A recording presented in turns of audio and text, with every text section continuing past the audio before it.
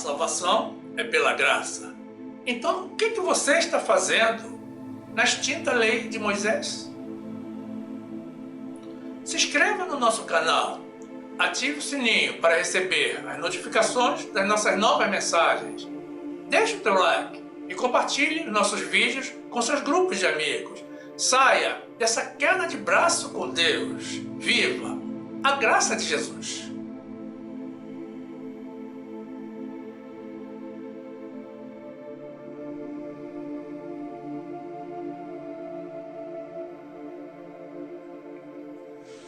O Brasil abandonou a Deus e Deus abandonou o Brasil, justamente como ocorreu com a nação de Israel após a sua retirada do Egito.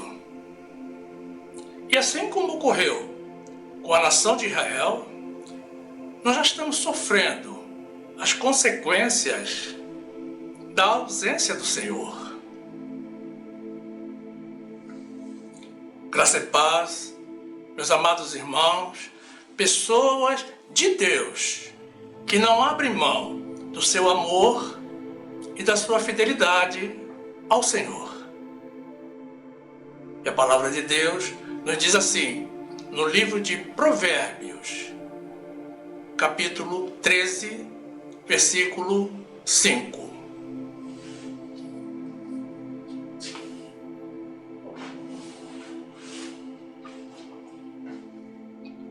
O justo odeia a palavra de mentira, mas o ímpio faz vergonha e se confunde.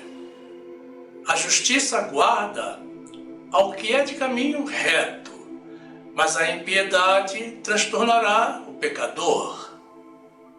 Há alguns que se fazem de ricos e não têm coisa nenhuma, e outros que se fazem de pobres e têm muitas riquezas. Glórias sejam dadas ao nosso Deus, que ama e abençoa aos que andam em retidão.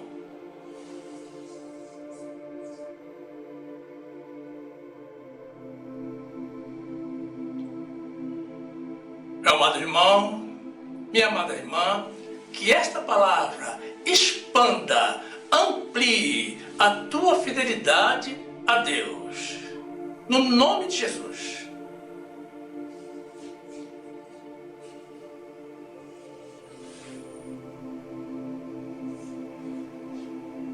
Meus amados irmãos em Jesus Cristo.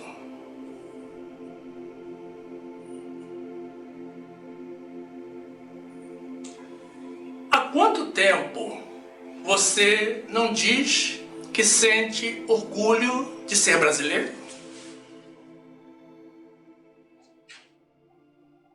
E não é difícil saber o porquê. Os nossos valores culturais e sociais estão se perdendo com o tempo. Valores espirituais nem comentamos, porque o nosso país, que se dizia ser cristão, realmente nunca teve, ou nunca teve, de fato, valores cristãos. Antigamente, as pessoas diziam que Deus era brasileiro. Hoje já não se ouve mais essa frase. O futebol, que sempre nos destacou no cenário mundial, anda abaixo da crítica. Desaprendemos, perdemos a liderança e dificilmente conseguimos vencer outra nação. O único que restou das nossas épocas áureas do futebol é a camisa amarela, hoje já um tanto desbotada. No esporte, os únicos nomes brasileiros reconhecidos pelo mundo atualmente são os de duas jovens emergentes, uma ginasta e outra skatista. Todos os anos nós temos recorde de produção agrícola e superávit na balança comercial, mas somos incapazes de erradicar a fome do povo. O capitalismo é cada vez mais selvagem por aqui. O Rio de Janeiro, a outrora cidade maravilhosa, perdeu esse título, porque as maravilhas foram substituídas pela criminalidade. E hoje figura como sendo uma cidade que os turistas evitam visitar, porque nem mesmo eles escapam das miras dos bandidos.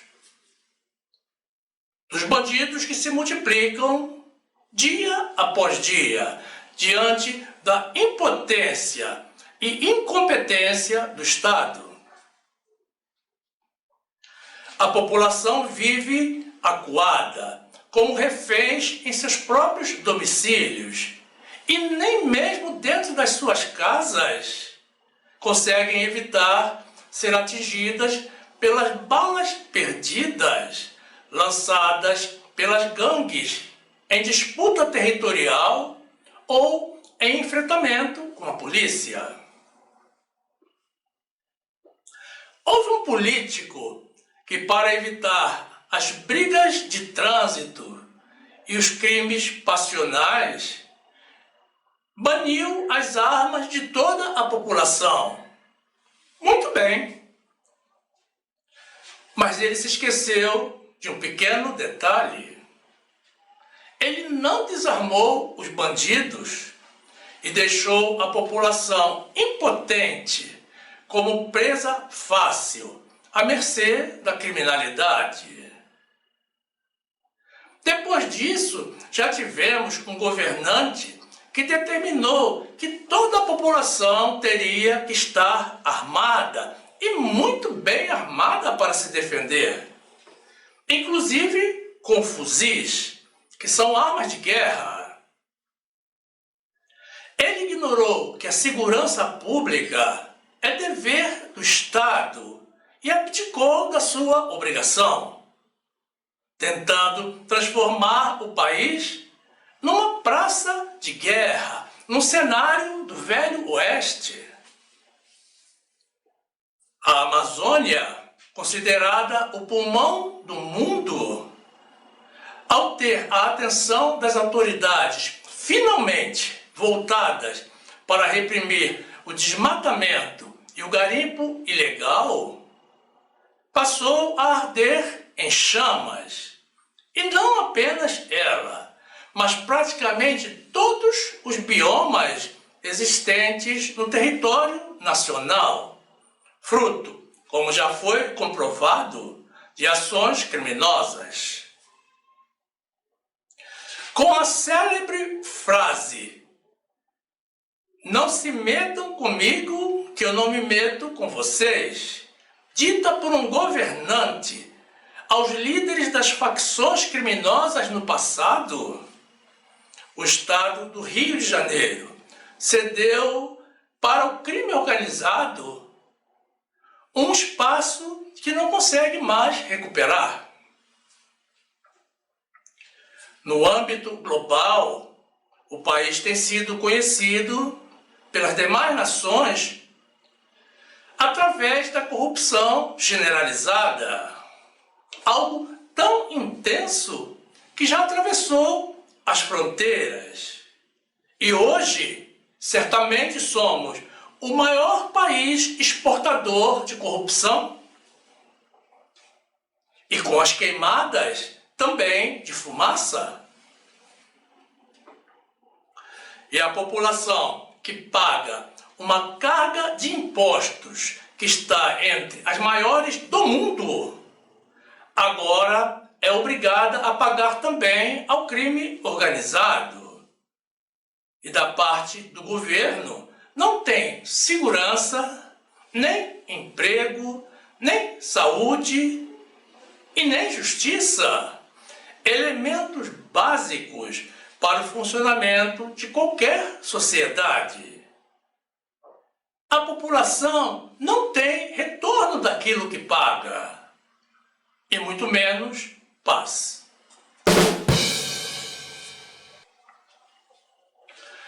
Uma prova da incompetência do poder público está nos planos de saúde, que cobram da população valores absurdos que poucos podem pagar.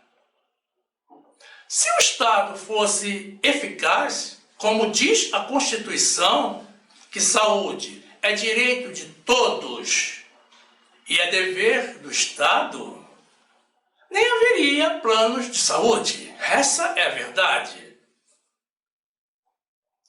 Mas também não existe interesse da parte do governo, devido aos altos impostos que esses planos pagam pelo muito que cobram.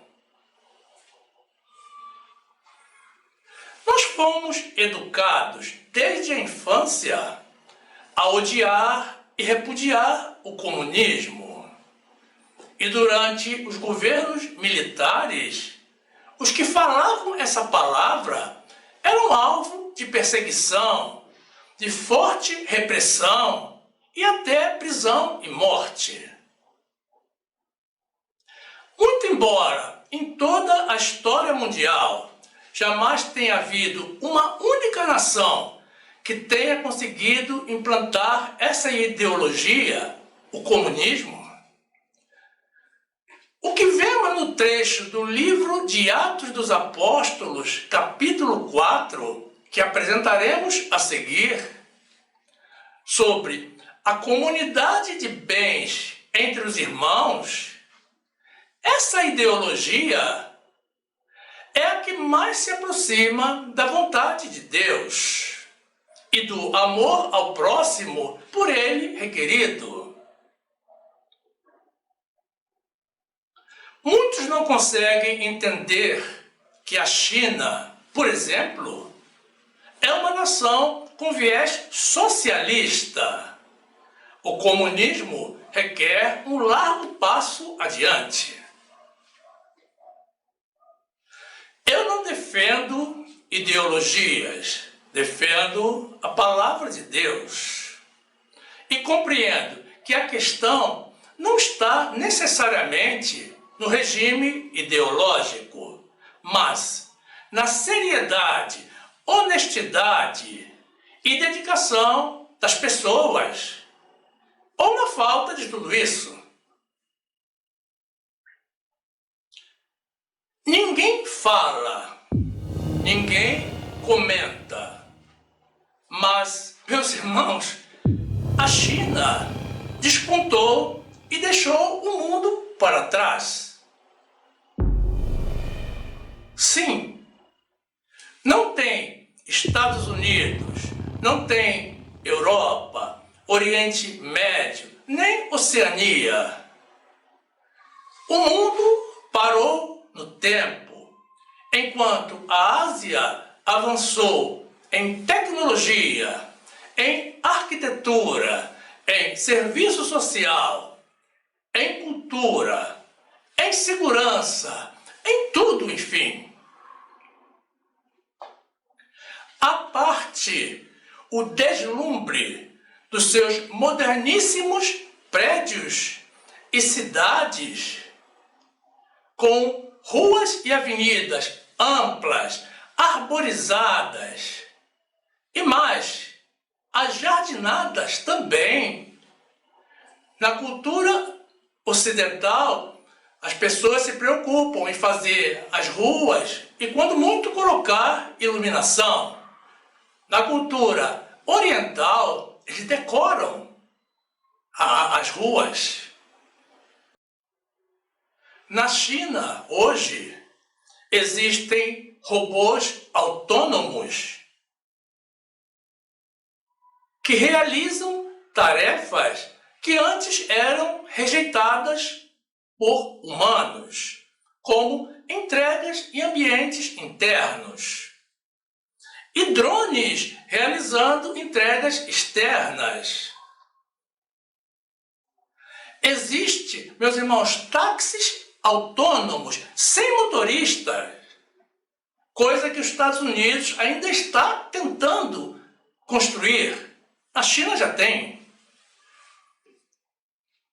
Existe trem sem maquinista e existe ônibus sem motorista, não tem nem mesmo volante de direção. É totalmente autônomo.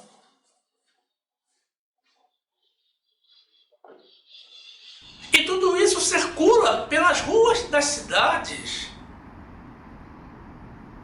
As pessoas já pagam as suas despesas com a biometria da mão.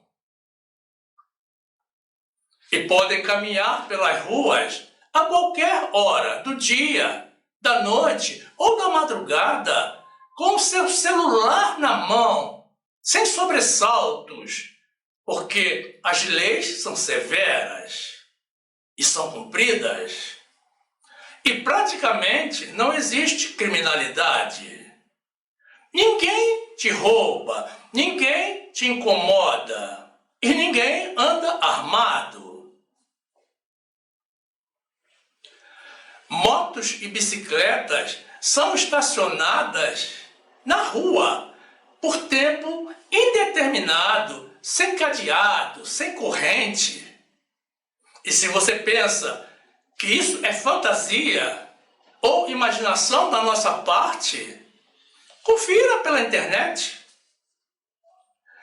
e veja a expressão de tranquilidade das pessoas caminhando pelas ruas e descubra a forma como um governo socialista está usando o dinheiro público para devolver qualidade de vida para a população. E sinta vergonha, como eu senti, dos impostos que todos nós pagamos a troco de quase nada, de praticamente nada. E ore a Deus para que Ele levante alguém capaz de governar este país, mas governando para o povo, da forma como Deus estabeleceu. Alguém com comprometimento para com a nação. Na sua primeira epístola, Pedro nos ordena sujeitar-nos às autoridades. Vejam bem, sujeitar-se significa obedecer e não necessariamente concordar. Mas é para concordarmos com os que cumprem com o chamado de Deus para castigar os malfeitores e para louvar os que fazem o bem. Um governante que não se enquadre nessas condições não foi enviado por Deus. Precisamos estar atentos. No livro de Provérbios, vemos Deus falando que por ele reinam os reis e os príncipes, decretando justiça. Então, aqueles que governam para si mesmos, submetendo a população à injustiça, também não são enviados por Deus. Jesus disse e está escrito, como veremos na sequência, que o governante tem que governar para servir. Atos 4, 32. E era o coração e a alma da multidão dos que criam, e ninguém dizia que coisa alguma do que possuía era sua própria, mas todas as coisas lhes eram comuns. E os apóstolos davam, com grande poder, testemunho da ressurreição do Senhor Jesus, e em todos eles havia abundante graça. Não havia, pois, entre eles necessitado algum, porque todos os que possuíam herdades ou casas, vendendo-as, traziam o preço do que fora vendido e o depositavam aos pés dos apóstolos. E repartia-se a cada um, segundo a necessidade que cada um tinha. 1 de Pedro 2,13. Sujeitai-vos, pois, a toda a ordenação humana, por amor do Senhor, quer ao rei como superior, quer aos governadores como por ele enviados para castigo dos malfeitores e para louvor dos que fazem o bem. Provérbios 8:15. Por mim reinam os reis e os príncipes decretam justiça. Por mim governam príncipes e nobres, sim, todos os juízes da terra. Lucas 22:25. E ele lhes disse: os reis dos gentios dominam sobre eles, e os que têm autoridade sobre eles são chamados benfeitores. Mas não sereis vós assim. Antes, o maior entre vós seja como o menor, e quem governa como quem serve.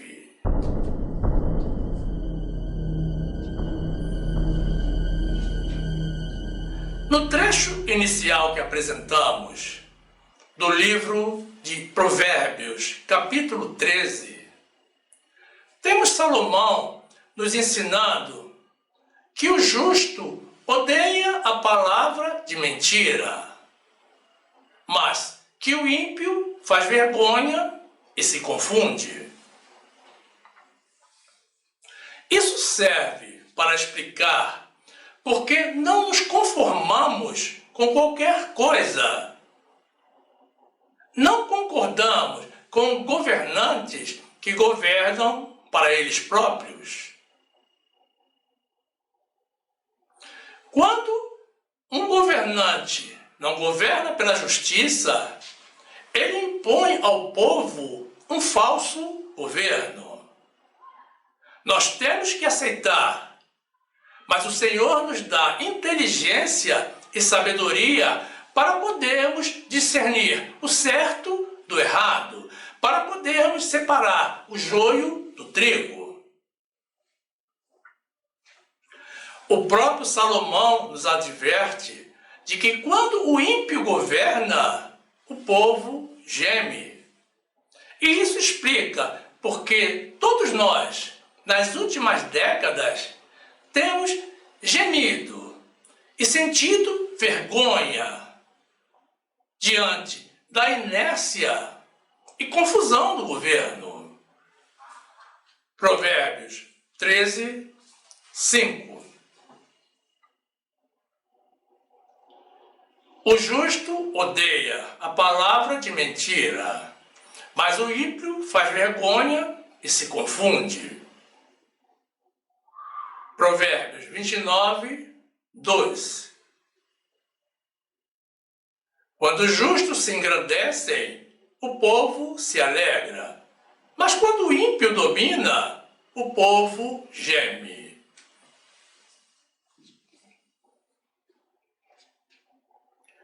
No versículo 6, Salomão nos lembra que os que procedem corretamente alcançarão a justiça, mas que o pecador será transtornado pela sua impiedade. Isso demonstra que não será bom o fim para os maus governantes, que não agem com correção e que não se posicionam do lado da justiça e que oprimem ao povo. É claro que eles não estão nem um pouco preocupados com isso, mas um dia eles sentirão as consequências dos seus atos. Notem que nós não estamos falando apenas do governo atual, mas dos últimos governos do nosso país. Provérbios 13, 6. A justiça guarda ao que é de caminho certo, mas a impiedade transtornará o pecador. No versículo 7, que encerra o nosso trecho inicial, Salomão nos revela a contradição que existe entre a ilusão e a razão. Muitos ricos não têm nada. E se realmente são ricos, são apenas ricos materiais. Não têm qualquer valor espiritual. Chegará o dia em que eles terão que prestar contas ao Senhor. E o dinheiro que acumularam de nada lhes servirá. Não poderão comprar a salvação. E nem mesmo poderão levar consigo o saldo das suas contas secretas nos paraísos fiscais. Mas existem outros que vivem na pobreza material, mas que guardam em seu interior uma imensa riqueza espiritual, que certamente será usada também no final, durante o julgamento. De nada adianta viver de aparências, ajuntar tesouros na terra ou governar apenas para esta vida. Provérbios 13, 7. Há alguns que se fazem de ricos e não têm coisa nenhuma, e outros que se fazem de pobres e têm muitas riquezas.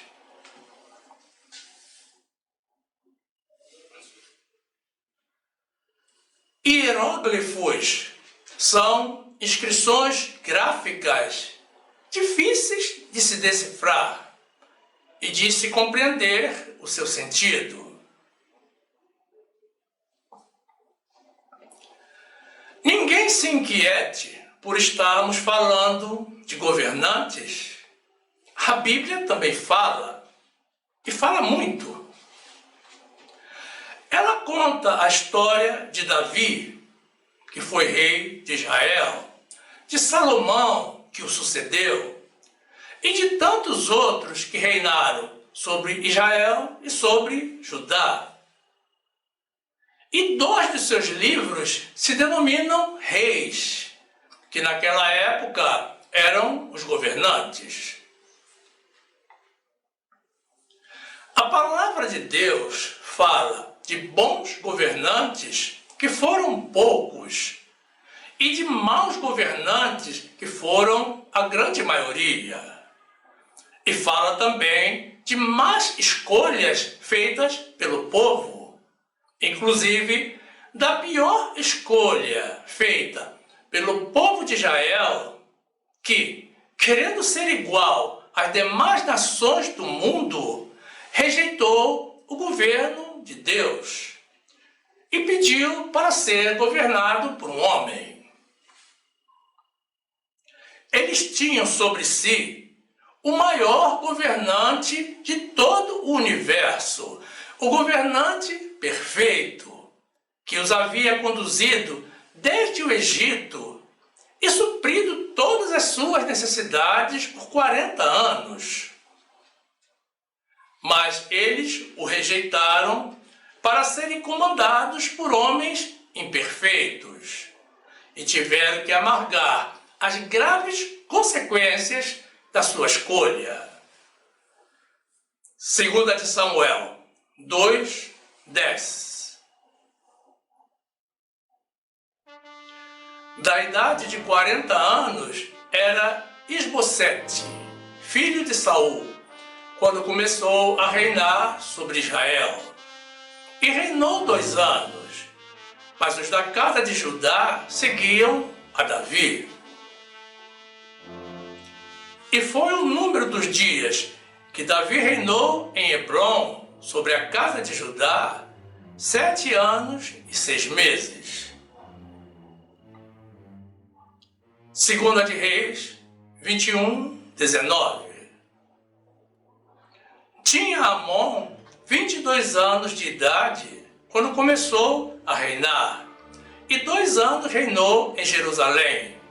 E era o nome de sua mãe Mesulemete, filha de Aros, de Jotbá. E fez o que era mal aos olhos do Senhor, como fizera Manassés seu pai, porque andou em todo o caminho em que andara seu pai, e serviu os ídolos, a que seu pai tinha servido, e se inclinou diante deles. 1 de Samuel 8:1. E sucedeu que, tendo Samuel envelhecido, constituiu a seus filhos por juízes sobre Israel. E o nome de seu filho primogênito era Joel, e o nome do seu segundo, Abiá. E foram juízes em Berseba. Porém seus filhos não andaram pelo caminho dele, antes se inclinaram à avareza e aceitaram suborno e perverteram o direito. Então todos os anciãos de Israel se congregaram e vieram a Samuel a Ramá e disseram-lhe: Eis que já estás velho, e teus filhos não andam pelos teus caminhos.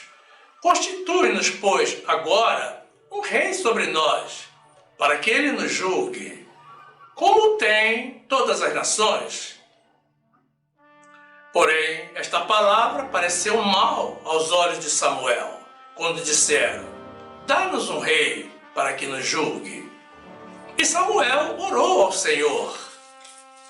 E disse o Senhor a Samuel: Ouve a voz do povo em tudo quanto te dizem, pois não te tem rejeitado a ti, antes a mim me tem rejeitado, para eu não reinar sobre eles.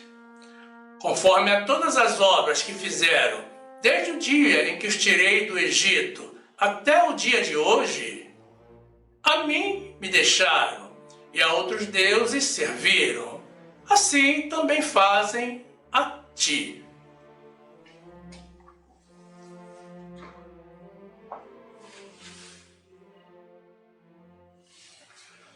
Nós temos visto e ouvido posicionamentos preocupantes da parte dos nossos últimos governantes, que não nos dão a segurança institucional de estarmos andando na justiça. São manifestações, ou a falta delas, que aos nossos olhos nos parecem mais lampejos de demagogia. Desde o início da invasão da Ucrânia pela Rússia, temos ouvido o mesmo. Queremos o fim da guerra. Queremos o cessar-fogo.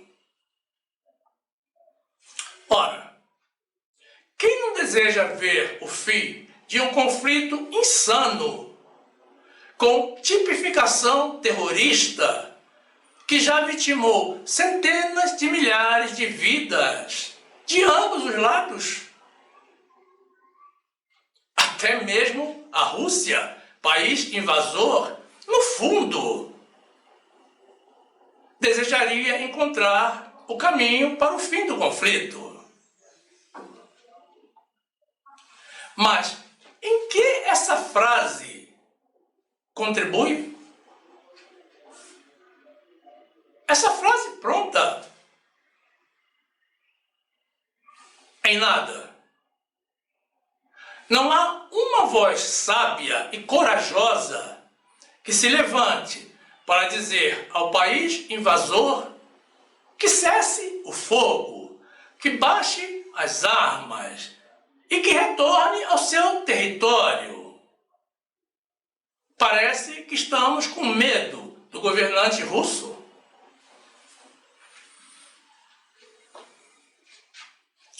Eu não sei, mas não compreendo essa condição de ficar em cima do muro, estando, na verdade, inclinado para o erro, quando os demais países já assumiram a sua posição.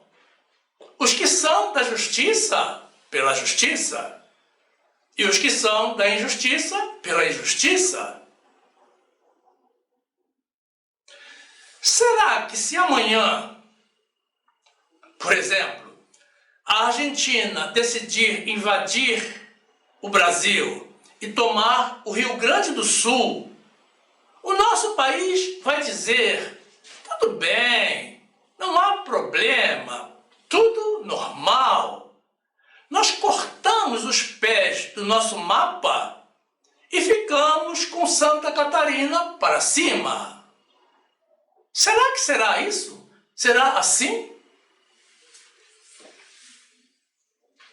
Isso é muito preocupante. Do mesmo modo, com relação ao conflito entre Israel e o Hamas, são as mesmas meras palavras. Queremos o cessar-fogo. Estão praticando genocídio, matando mulheres e crianças. Mas nós nunca ouvimos uma voz de censura ao ataque selvagem realizado pelos terroristas em 7 de outubro de 2023, contra justamente mulheres, crianças, jovens em uma festa musical e contra famílias inteiras, todos civis inocentes. Nunca houve uma voz sábia que se dirigisse aos terroristas dizendo que se entreguem, que libertem os sequestrados, que parem de atacar, porque os terroristas seguem atacando. E o dever do primeiro-ministro de Israel, como chefe de Estado, é o de defender a sua nação. Ele não foi posto no poder para entregar o país. Quem apoia o erro, erra também. O nosso Deus é um Deus de justiça. E Ele espera que nós procedamos com justiça em todos os aspectos. O conflito em Gaza pode acabar hoje mesmo. Basta que os terroristas se rendem e libertem os reféns. Mas o que temos visto são críticas e mais críticas contra o país que se defende. Nenhuma palavra de reprovação contra o grupo armado terrorista que iniciou esse movimento. Nós temos visto frequentes condenação a Israel pela morte de civis, incluindo crianças em Gaza, que, segundo os terroristas, se é que se pode acreditar em terrorista, já passa de 40 mil. Mas no conflito Rússia-Ucrânia, a estimativa é de que as mortes já passem de 700 mil. E nós jamais vimos uma única condenação à Rússia, o país invasor, e que, no fundo, é o responsável por todas as mortes. E também pelo sequestro de milhares de crianças ucranianas.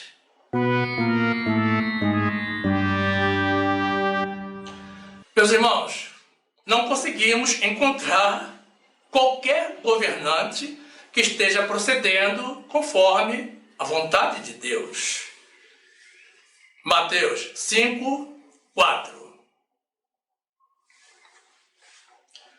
Bem-aventurados os que choram, porque eles serão consolados. Bem-aventurados os mansos, porque eles herdarão a terra. Bem-aventurados os que têm fome e sede de justiça, porque eles serão fartos. Provérbios 21, 15. O fazer justiça é alegria para o justo, mas destruição para os que praticam a iniquidade.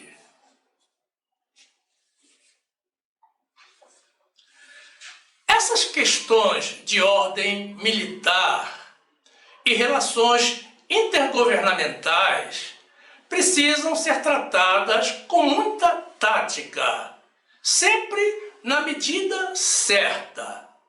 Não podemos ser de mais, tampouco de menos. É preciso que pensemos sempre como uma nação e não como um indivíduo. É preciso considerar que o que se decide pelo país quando se está governando.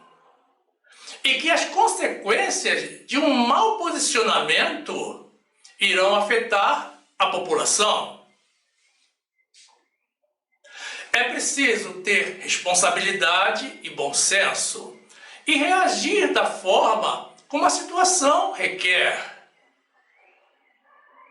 Depois de tudo o que a mídia já revelou que aconteceu no pré, pós e durante as últimas eleições na Venezuela, é incrível que passados meses e meses, o Brasil, a maior potência econômica da região, não tenha assumido ainda uma posição com relação a esse evento realizado com forte aparência de fake. O bom senso requeria a apresentação das atas para comprovação da verdade. As atas foram pedidas por vários países, inclusive o Brasil. Mas elas não foram apresentadas. O pedido foi reiterado e elas não apareceram. Essa é uma situação que requer um posicionamento firme. Se não, com respeito ao resultado das eleições, pelo menos com relação à comprovação do resultado, sob o risco de ficarmos desmoralizados.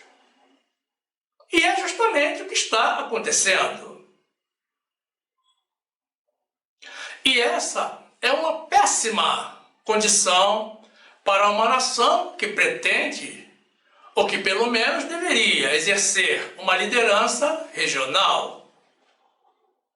E se não atentarmos para isso, logo, logo, pelo seu raciocínio rápido, inteligência e estilo direto e incisivo, o governante argentino irá assumir essa posição, o que para nós será mais uma vergonha.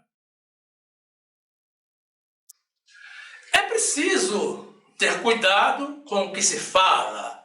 É preciso saber controlar a boca, porque para um governo que durante todo o tempo afirmava que a Venezuela era uma democracia, porque lá havia eleições, e recebeu com tapete vermelho o ditador venezuelano, a constatação da verdade pode levar a uma mudança brusca de posição, com o subsequente reconhecimento do erro do posicionamento anterior. Aí está o problema. Não podemos nos precipitar e afiançar aquilo que não sabemos. Temos que sempre trabalhar sobre bases concretas. E agora, pelo menos isso, ufa! Vetamos o ingresso da Venezuela no BRICS.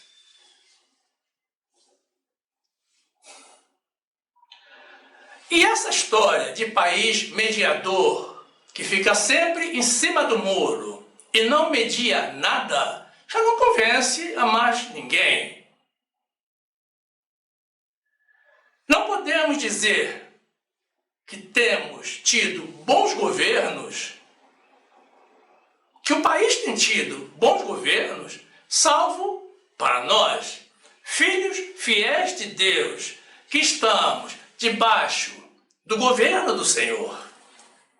Salmo 99, 1. O Senhor reina, tremam os povos, ele está assentado entre os querubins, comova-se a terra. Salmo 113, 4. Exaltado está o Senhor acima de todas as nações, e a sua glória sobre os céus. Quem é como o Senhor nosso Deus, que habita nas alturas, o qual se inclina para ver o que está nos céus e na terra? Levanta o pobre do pó, e do monturo levanta o necessitado, para o fazer assentar com os príncipes, mesmo com os príncipes do seu povo. Salmo 22, 27. Todos os limites da terra se lembrarão e se converterão ao Senhor, e todas as famílias das nações adorarão perante a tua face. Porque o reino é do Senhor, e ele domina entre as nações. Glórias sejam dadas ao nosso Rei, ao nosso Deus Altíssimo.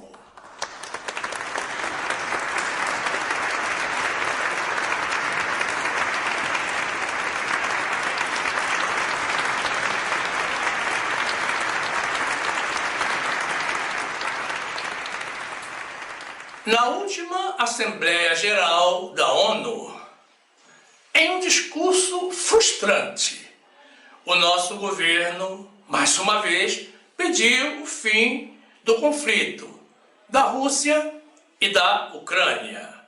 Mais uma vez, sem condenar a Rússia pela invasão. Pediu também o cessar-fogo entre Israel e o Hamas. Mais uma vez, sem condenar os terroristas do Hamas pelo sequestro de inocentes e pelas mortes bárbaras que iniciaram aquele grave conflito.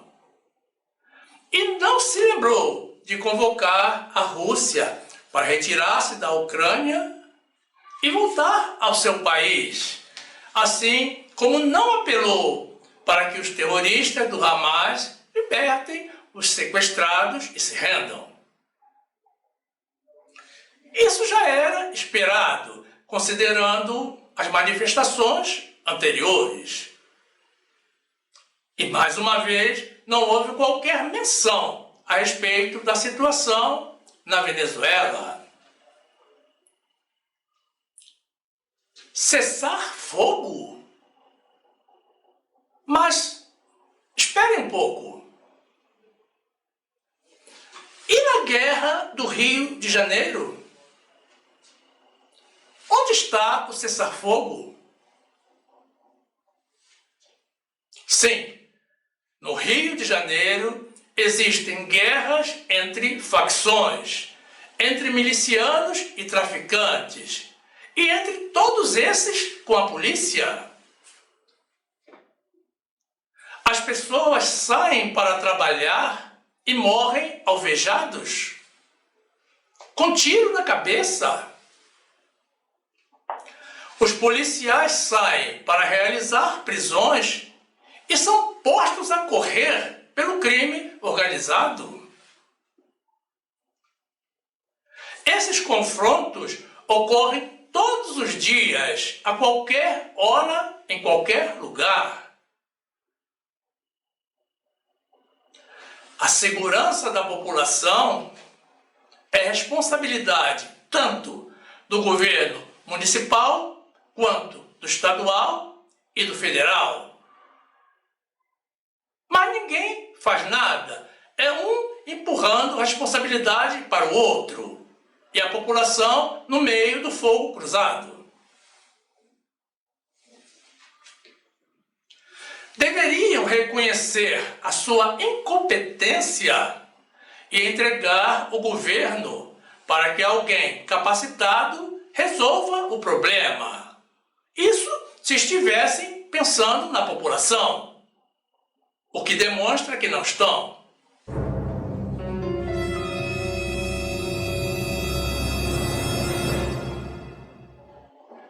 Ou então, que façam intervenção no Estado com o uso das Forças Armadas.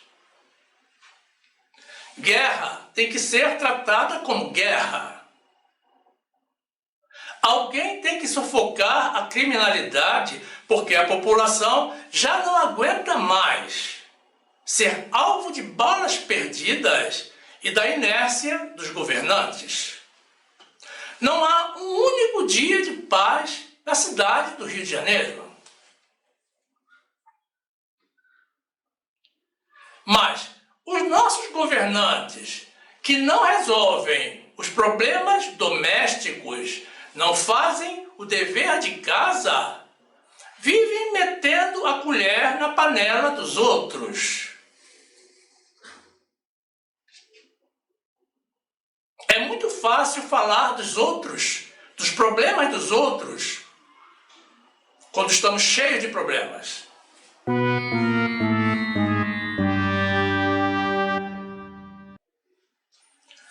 Nessa mesma Assembleia da ONU, nós fomos mais uma vez criticados abertamente diante de todo o mundo pelo governante ucraniano, pela nossa falta de posicionamento e de ação.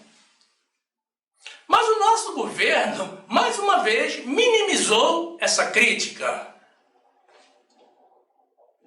É uma lástima que nós tenhamos que passar vergonha pela atitude dos nossos governantes. Mas glórias a Deus, porque para nós, filhos de Deus, há esperança no nosso Deus. Porque como nós somos sacerdotes do Senhor e ministros do nosso Deus, nós temos a promessa de comermos a riqueza dos gentios. É promessa de Deus. Um dia nós nos gloriaremos e em lugar da vergonha nós teremos dupla honra. Exultaremos e teremos perpétua alegria. Porque nós somos a descendência bendita do Senhor. Louvado seja o nosso Deus. Isaías 61, 6. Porém vós sereis chamados sacerdotes do Senhor, e vos chamarão ministros de nosso Deus. Comereis a riqueza dos gentios, e na sua glória vos vangloriareis. Em lugar da vossa vergonha, tereis dupla honra, e em lugar da afronta, exultareis na vossa parte. Por isso, na sua terra possuirão o dobro, e terão perpétua alegria. Porque eu, o Senhor, amo o juízo. Odeio o que foi roubado, oferecido em holocausto. Portanto, firmarei em verdade a sua obra e farei uma aliança eterna com eles. E a sua posteridade será conhecida entre os gentios, e os seus descendentes no meio dos povos. Todos quantos os virem os conhecerão como descendência bendita do Senhor. Louvado seja o Senhor mais uma vez.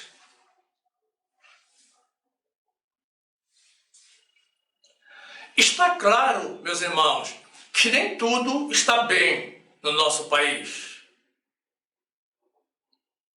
E isso não é de agora. E pelas vias materiais, nós não conseguimos vislumbrar qualquer perspectiva de mudança.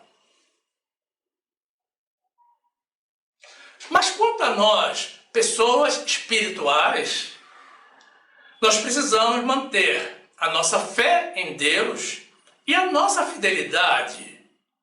Porque, mesmo diante desse quadro obscuro, para nós há esperança.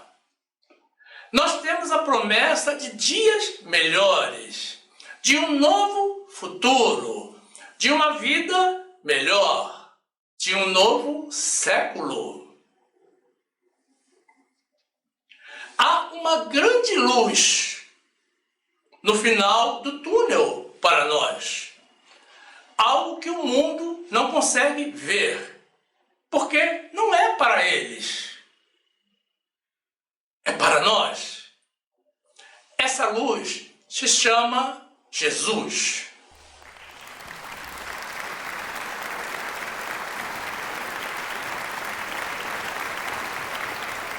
Salmo 33, 20.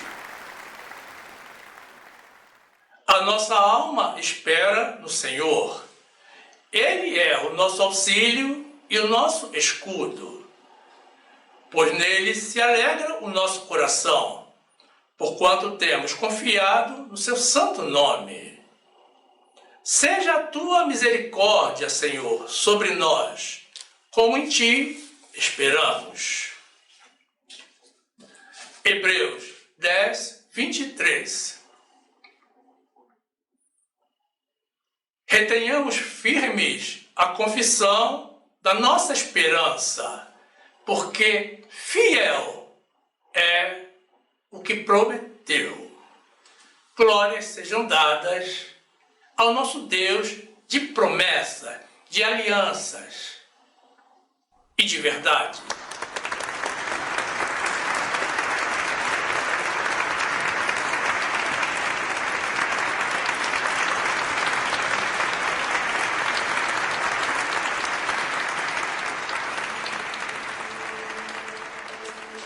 Considerando agora a palavra governo de uma forma mais ampla, falamos do judiciário, que também decide em situações que afetam toda a nação e a forma como nós vivemos.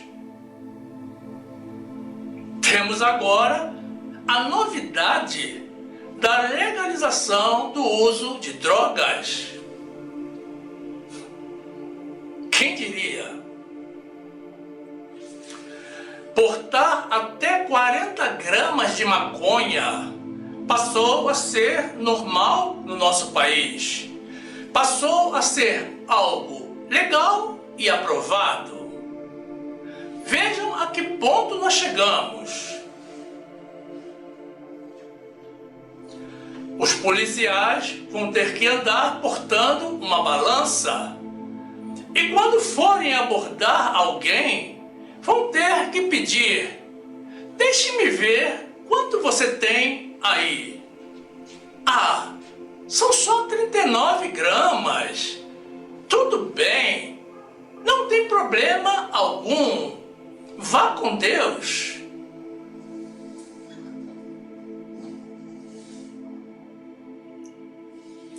E com isso, o tráfico fica oficializado, o comércio de drogas também, assim como as cracolândias. e o efeito das ações imprevisíveis dos drogados sobre a população. A propósito, como vai ser a fiscalização de pessoas dirigindo no trânsito sobre o efeito de drogas?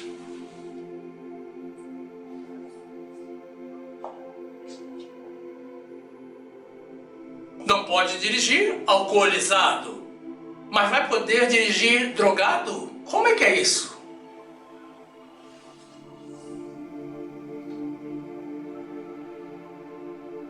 Meus irmãos, tudo isso foi feito debaixo da lei de 2006, que estabelece que usar, guardar, portar ou vender droga é crime, em qualquer quantidade.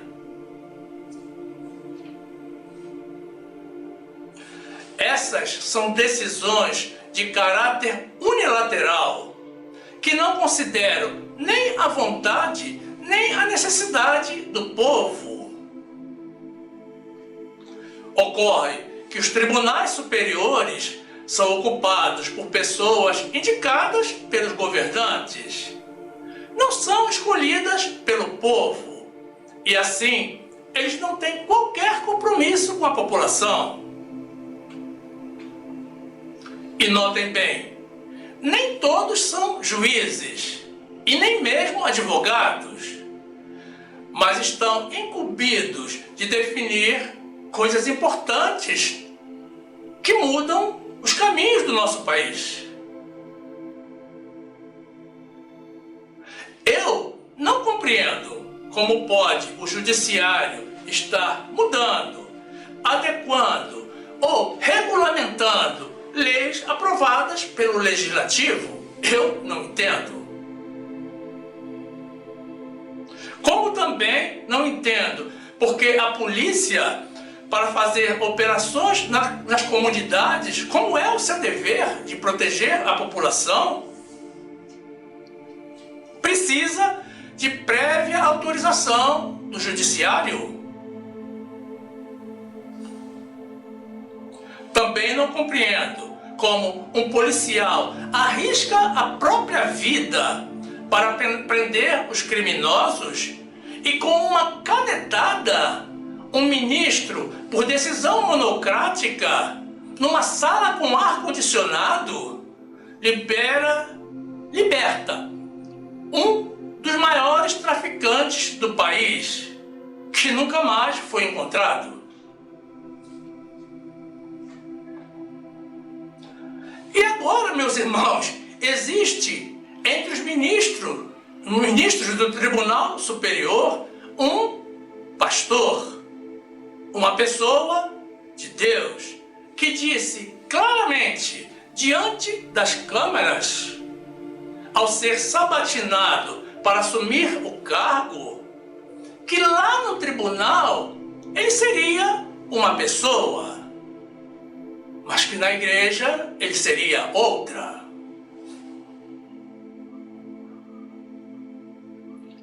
É preocupante, meus irmãos, tanto para a nação quanto para a igreja, termos um servo de Deus encarregado de conduzir as ovelhas de Deus e de julgar as causas de interesse da nação com personalidade dúbia e postura mutante, que na congregação louva a Deus, mas que no seu trabalho, se preciso for, nega a Deus e louva ao diabo. É incrível como, por um cargo, uma pessoa chegue a vender a sua alma.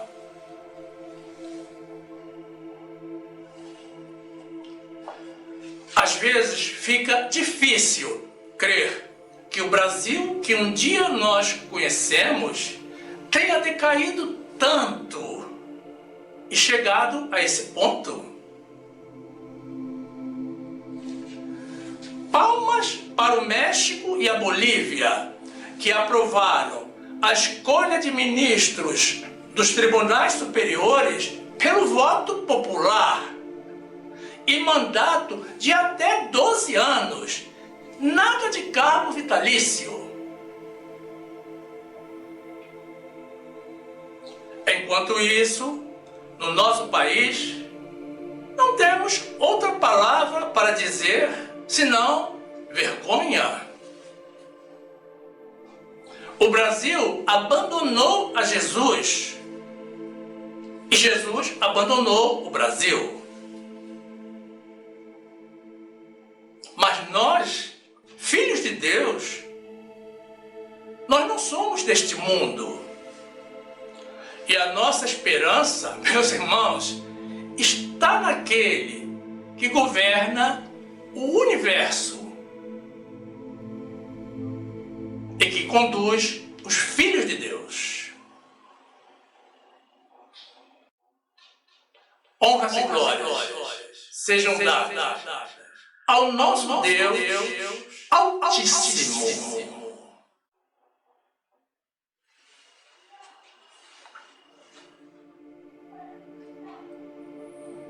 E aqui fica o nosso convite a vocês, irmãos, pessoas de Deus, para que venham fazer parte do grupo dos salvos pela graça. Disse Jesus: conhecereis a verdade, e a verdade vos libertará. Você quer ser liberto? Quem estiver nos assistindo pelo YouTube, já tem o botão inscrever-se aqui embaixo para se filiar ao nosso canal. Mas quem estiver nos assistindo de outra plataforma, basta tocar na imagem circular, na graça de Jesus, que irá aparecer ao final. Se inscreva, ative o sininho para receber as notificações das nossas novas mensagens e tenha total acesso ao acervo do nosso canal, que já conta com mais de 400 mensagens em vídeo publicadas. Cresça conosco no conhecimento da Palavra de Deus.